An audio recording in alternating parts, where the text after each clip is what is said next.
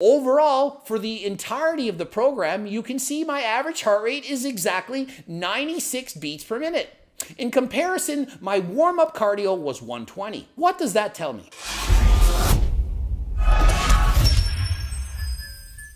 Coach Greg, and what is more difficult? What burns more calories? Lifting weights or cardio? Well, I put the two to the test. That's right.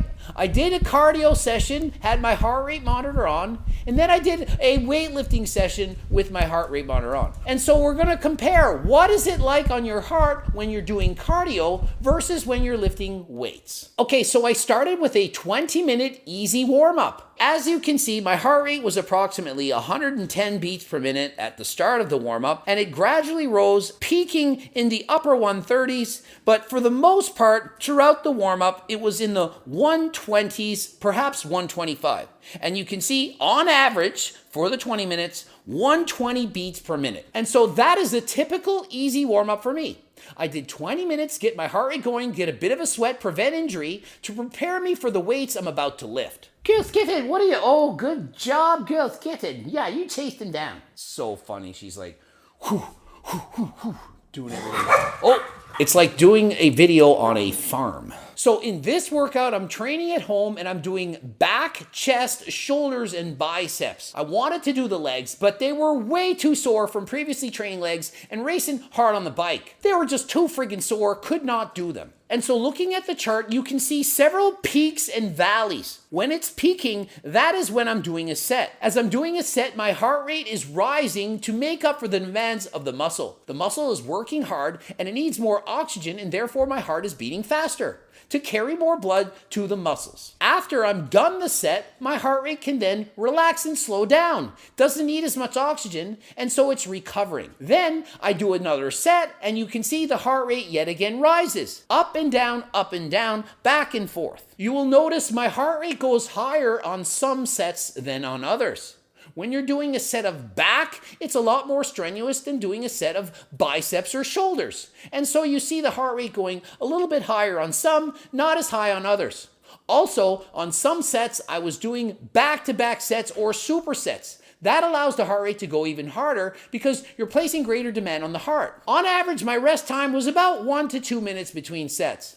Sometimes I rest a bit longer. I'm busy looking up YouTube videos or Instagram posts and so on, or going to the bathroom. And so you can see on most of my working sets, my heart rate would go somewhere around 100 to 120 beats per minute with a peak of 133. Overall, for the entirety of the program, you can see my average heart rate is exactly 96 beats per minute.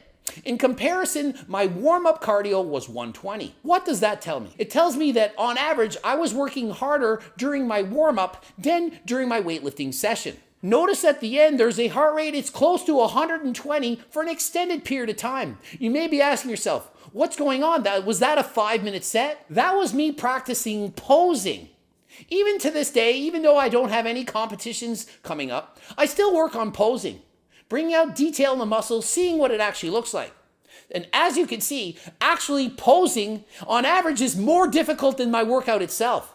Based on the heart rate alone, you can see I'm actually training pretty hard when I'm doing posing. Just standing, flexing, posing, doing various poses, trying to see how does my muscles look right now.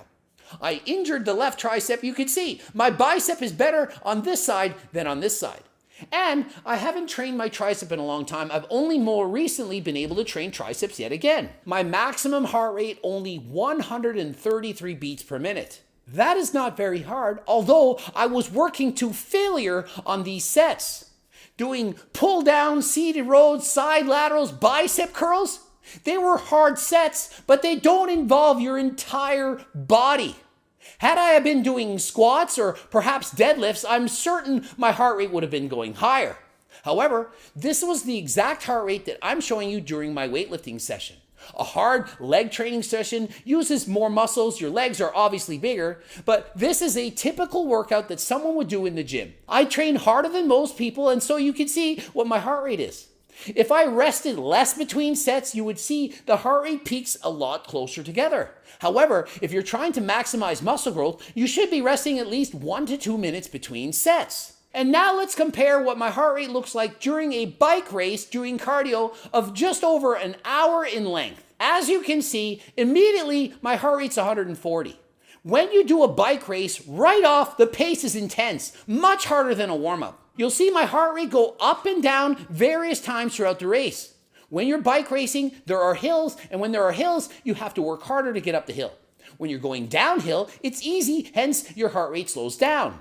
Also, various times during the race, people take off, try to sprint in front of you, and the pace is just faster and you have to work harder. So your heart beats faster to keep up with the demands of the bike race. And as you can see, my heart rate peaked above 170, approaching 180 a few times during the race. The end of the race in particular, it was pretty much 170 beats per minute the entire time until it then rolls up again for the sprint at the finish. There is not one time during this bike race where my heart rate drops to as low as the maximum heart rate that I achieved during my weightlifting session. So if you're asking me, which was harder, which do you think? It was a nightmare the entire bike race. Even the parts that were easy were still relatively hard, way harder than a warm-up. However, remember, your heart rate does not give you an exact indication of how many calories you actually burn. Yes, there is a correlation, but it's not exact.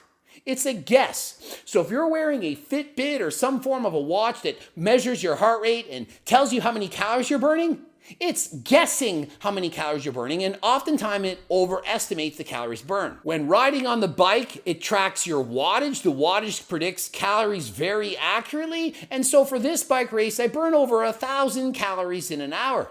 In comparison, probably burn a couple hundred calories while doing the weights. During that bike race, my average heart rate approximately 160. That is intense. And if you examine my cool down, that's the part after the race is over, you slow down so you don't get too much lactic acid in the muscle. Helps you recover. You can see that my cool down on average was somewhere between around 120 and 130 beats a minute.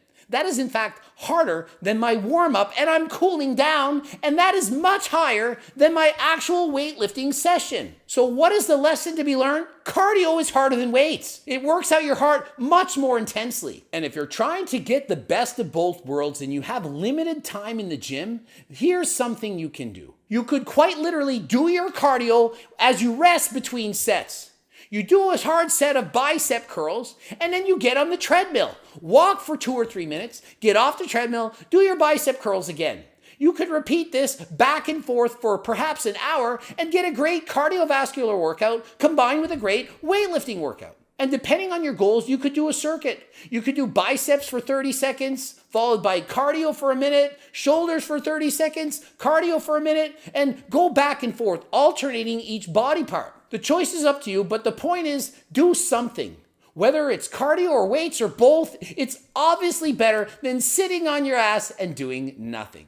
Hope you learned something, ending it here. GregDoucette.com for coaching, Greg Doucette IPV Pro. The bloops are there. Please watch those. Harder than last time supplements, including turkesterone. That one can help you build muscle, hopefully. Also, the cookbooks, the Circle Diet book, looking to lose weight, keep it off for the rest of your life. Please get those. Click the link in the description, subscribe, and click the bell button, comment for the algorithm. And until next time, I am out.